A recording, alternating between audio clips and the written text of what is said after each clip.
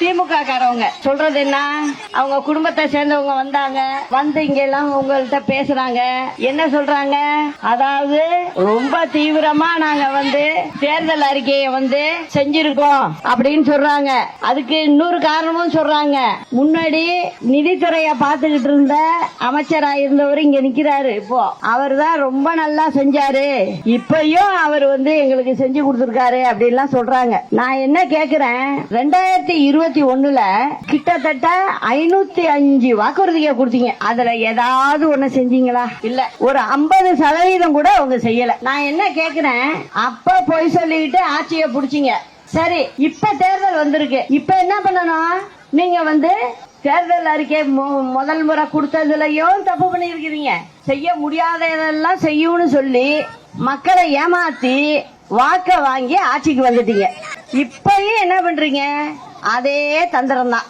இப்ப பாத்தீங்கன்னா செய்ய முடியாததெல்லாம் செய்யறாங்க. சொல்றாங்க நாங்க இத பண்ணி விடுவோம், அதை பண்ணி விடுவோம் அப்படி எல்லாம் சொல்றாங்க. நான் ஒன்னே ஒண்ணு சொல்லிக்கிறேன் உங்கள்கிட்ட, வீணா நம்ம ஏமாறக்கூடாது. இப்ப நீங்க அம்மா ஆட்சியிலையும் பாத்திருப்பீங்க. அப்ப கரண்ட் பில்லு இவ்வளவுதான் இருந்ததா? இல்ல இல்ல. சரி, இப்ப எவ்வளவு ஏறி இருக்கு பாத்தீங்களா? என்ன காரணம்? இவங்களுக்கு சரியா நடத்த தெரியல. அத நான் முன்னேறே சொல்லிட்டு இருக்கேன், இவங்களுக்கு சரியா நடத்த தெரியல.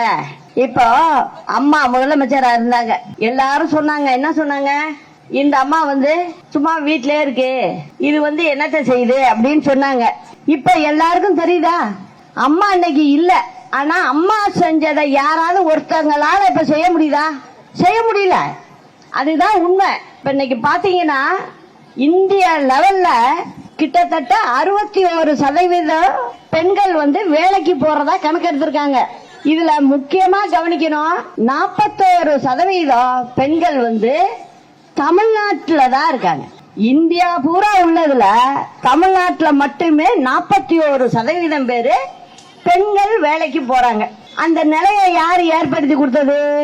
அம்மா. அம்மா என்ன பண்ணாங்க? சின்ன பிள்ளைங்க வீட்டுல அவங்களுடைய அம்மாவுக்கு வேலை செஞ்சு கொடுத்துட்டு போகணும், பெண் பிள்ளைகள்னா. அந்த மாதிரி இருக்கும்போது அதுங்க சரியா பஸ் கிடைக்கணும், கிராம பிள்ளைங்க பள்ளிக்கூடத்துக்கு போயாகணும், போக முடியாதே அப்படிங்கறதுக்காக என்ன செஞ்சாங்க? சைக்கிள் வாங்கி கொடுத்தாங்க. அதனால பிள்ளைங்க தாய்க்கும் வீட்டுல வேலையெல்லாம் செஞ்சு கொடுத்துட்டு பெண் குழந்தைங்க சொந்தமா சைக்கிளை மிதிச்சு போய் பள்ளிக்கூடத்துக்கு போனுச்சு. அதனால படிக்க முடிஞ்சது. இப்ப பாத்தீங்கன்னா இதெல்லாம் செஞ்சது, இதுக்கு அடித்தளம் போட்டது எல்லாமே அம்மா தான். இவங்க நான் அதை பண்ணிட்டேன் இதை பண்ணிட்டேன் அப்படின்னு சொல்றாங்க.